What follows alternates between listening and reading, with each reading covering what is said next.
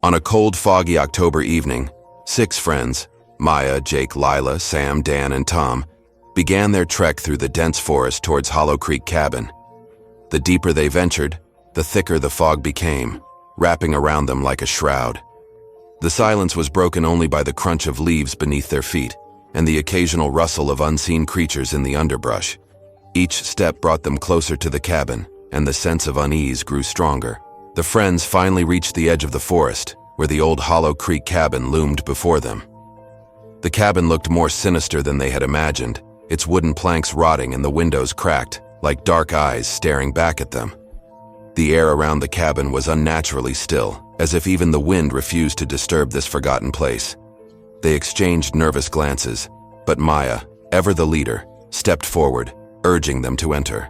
As they crossed the threshold, the door creaked loudly behind them, closing on its own. Inside, the cabin was even more unsettling. The air was thick with dust, and an overwhelming sense of dread hung over them. The flickering light from their candles cast long, twisting shadows on the walls, making it feel as though the cabin itself was alive. The friends huddled together, trying to shake off the feeling that they were being watched. As they explored the cabin, the oppressive silence became more apparent. There was no sound, no breeze, no life, just a heavy, unnatural quiet that seemed to press down on them. Every creak of the floorboards, every breath they took, echoed in the stillness, amplifying their fear. It was as though the cabin was holding its breath, waiting for something. While exploring, Jake noticed strange symbols carved into the walls. They were unlike anything he had seen before. Intricate, almost ritualistic. The symbols seemed to pulse with a dark energy, as if they were alive. Lila, the skeptic, dismissed them as nothing more than old graffiti, but Maya felt an inexplicable connection to the symbols, as if they were trying to communicate something. In a dusty corner of the cabin, Sam found an old chest, half buried under debris.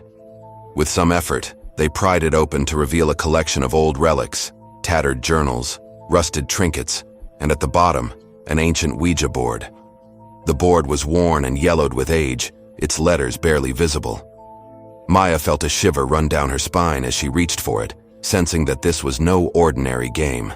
They gathered around the table and placed the Ouija board in the center. Maya urged them to try it out, her voice betraying her excitement despite the fear that gripped them all. They placed their fingers on the planchette, and Maya asked, "Is anyone here with us?" At first, nothing happened. The air was thick with anticipation, and just as they were about to give up, the planchette moved, slowly spelling out YES. The planchette continued to move, this time spelling out ANNA. The friends exchanged uneasy glances as the name hung in the air, heavy with meaning. Who was Anna? What did she want? Before they could ask another question, the candles flickered violently, and a sudden cold breeze swept through the cabin, sending a chill down their spines. Just as they began to process the name, the planchette moved again, this time more urgently. It spelled out HELP. The word sent a wave of fear through the group. They could feel the temperature in the room drop even further, and the once faint sounds of the forest outside fell into an eerie silence. They realized this wasn't a game, it was a cry for help from beyond. Suddenly, the door to the cabin creaked open on its own, and the candles were snuffed out by an unseen force, plunging the room into complete darkness. Panic set in as they fumbled for their phones, the only sources of light. As the weak beams of their flashlights flickered on, they saw the Ouija board again, the planchette now resting on RUN. A low, mournful wail echoed through the cabin, growing louder with each passing second. Just as they were about to flee, a ghostly figure emerged from the darkness, a pale, spectral girl with hollow eyes and a sorrowful expression. It was Anna. She glided towards them, her movement slow and deliberate, as though she were caught between this world and the next. She raised a bony finger, pointing towards a loose floorboard in the corner.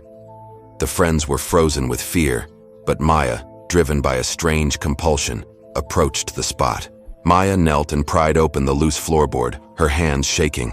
Beneath it, she found a small, rusted locket. Inside was a faded photograph of a young girl, Anna, smiling brightly, her life long extinguished.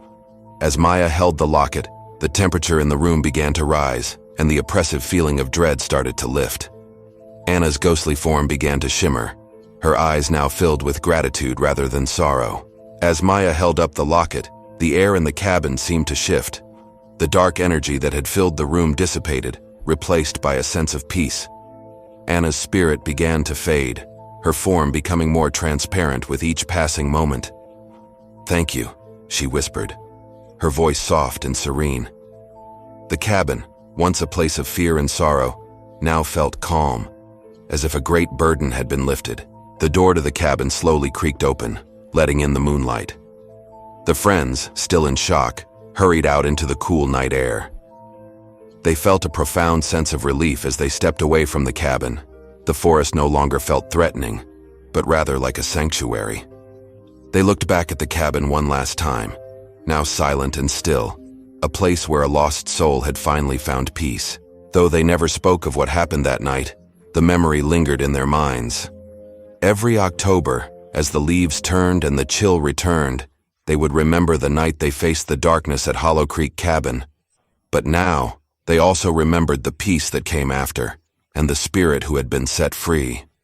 The cabin remained in the woods, silent and still, a testament to the mysteries that lay hidden in the shadows.